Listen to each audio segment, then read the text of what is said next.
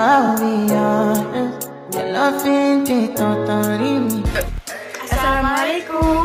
Hello, I'm Putri. Hello, I am Mutia.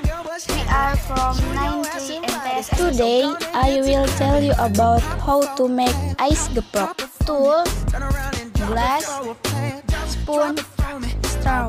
Ingredients: water, ice cubes, 1 sachet Milo.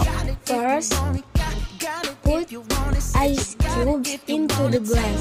Then, pour 1 sachet Milo into the glass.